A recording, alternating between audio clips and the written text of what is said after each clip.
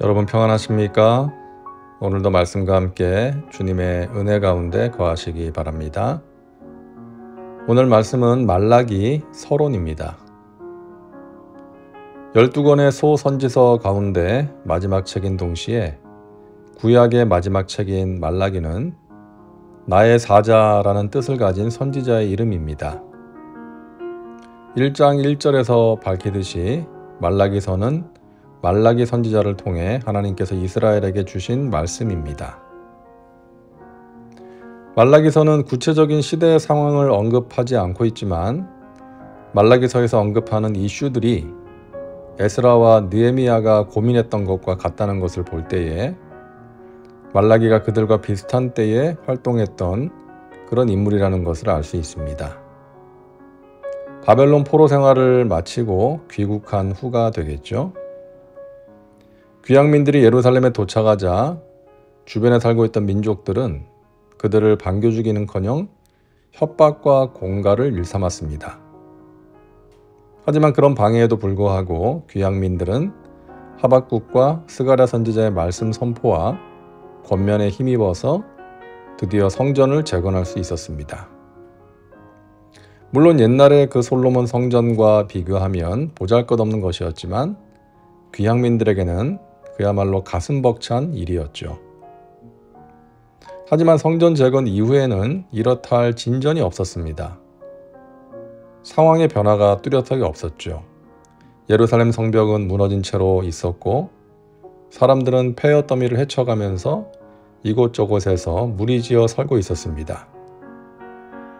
계속되는 가뭄과 병충해 등의 피해로 농사는 풍요로운 결실을 얻지 못했고 그로 말미암아 경제적인 상황은 갈수록 악화되고 있었습니다. 거기에다가 주변 민족들의 공격을 받아야 했고 또 페르시아 제국이 요구하는 세금도 내야 하는 그런 어려운 상황이었습니다. 영적인 공허감과 패배주의 그리고 경제적인 어려움이라는 총체적인 난국이 바로 말라기 선지자가 활동했던 시대적인 상황이었습니다.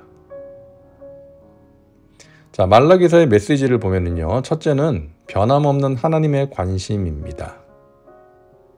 말라기 선지자의 청중들은 앞서 설명한 것처럼 귀향할 때 그들이 기대했던 회복이나 번영이 이루어지지 않자 하나님에 대한 실망과 배신감을 느끼게 되었습니다. 그러다 보니 하나님이 아직도 우리에게 관심을 가지고 계시는가? 라는 질문이 생기게 되었죠. 여기에 대해 말라기 선지자는 야훼가 말씀하셨다라는 표현을 25번이나 사용함으로써 긍정적으로 대답합니다. 하나님께서 당신의 백성들에게 말씀하시는 이유는 그들에게 관심을 가지고 계시기 때문이라는 것이죠.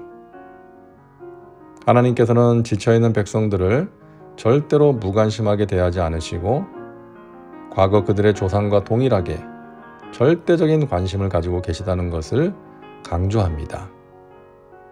특히 내가 라는 1인칭을 사용함으로써 하나님께서 그들 가까이에 계시고 그들을 향하신 관심이 크시다는 것을 강조하고 있습니다. 두 번째 메시지는 변함없는 하나님의 사랑입니다.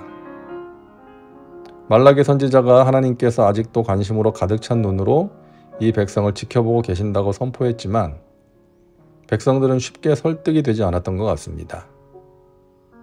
관심을 갖고 있다는 것과 사랑한다는 것은 별개의 문제다라고 생각했던 것 같습니다. 거기에 대해 선지자는 하나님의 말씀으로 대응합니다.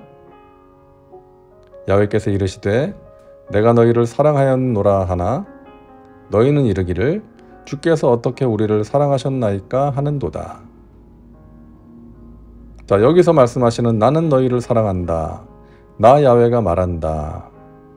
하나님께서는 자신의 모든 인격을 걸고 그의 백성들을 사랑하신다고 선포하십니다. 셋째는 변함없는 하나님의 언약입니다.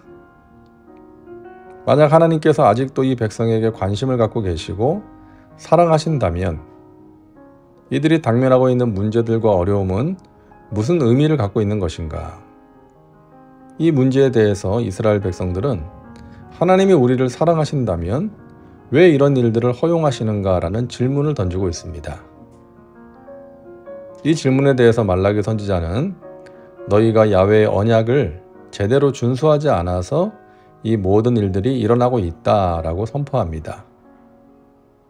그들은 야훼의 이름을 멸시했고 또 제사장들은 백성들을 잘못 가르쳤으며 그 백성들은 조상들이 하나님과 맺은 언약을 욕되게 했고 더 나아가서 하나님의 것을 훔쳤으며 비방까지 했습니다. 결국 남녀노소 또 지도자나 평민 할 것 없이 하나님과의 언약을 총체적으로 파괴한 것이 당시 이스라엘의 영적, 도덕적 상황이었던 것입니다. 그러므로 이스라엘은 먼저 자신들의 범죄에 대한 충분한 인식도 없이 하나님을 원망만 하고 있었던 것이죠. 거기에서 속히 벗어나는 것이 무엇보다도 시급했던 것입니다. 오늘날에도 이 질문은 계속되고 있죠. 왜 하나님이 나에게 관심이 있고 나를 사랑하신다고 하는데 나에게 어려움이 있는 것인가? 말라기서를 통해서 얻을 수 있는 답은 우리 자신을 돌아봐야 한다는 것입니다. 자신이 어떻게 살고 있는지는 알지 못하고 하나님을 원망하면 안 된다는 것입니다. 자, 말라기서의 개요를 보면은요, 1장 1절은 머릿말이고 1장 2절부터 5절은 선민 이스라엘을 향한 하나님의 사랑입니다. 그리고 1장 6절부터 4장 3절까지는 책망과 경고의 내용들이 담겨져 있고 마지막 부분 4장 4절부터 6절은 요약적인 권면입니다. 자, 서론은 여기까지 하겠습니다. 말라기서를 통해서도 하나님께서 우리에게 귀한 은혜를 베풀어 주실 줄로 믿습니다. 기도합니다. 사랑과 은혜가 풍성하신 하나님, 오늘도 말씀과 함께 살게 하시니 감사합니다. 구약의 마지막 책인 말라기를 시작합니다. 성령께서 지혜와 계시의 영으로 우리와 함께 하셔서 말씀을 깨닫게 하시고 또 우리의 삶에 적용할 수 있도록 도와주시옵소서. 우리를 향한 변함없는 하나님의 관심과 사랑을 알게 하시고 우리가 만나는 어려움의 이유와 의미를 깨닫고 그것을 이겨낼 수 있는 힘과 용기를 더하여 주옵소서. 예수님의 이름으로 기도하옵나이다. 아멘. 오늘도 말씀과 함께 은혜 가운데 거하시기 바랍니다. 여러분 사랑하고 축복합니다.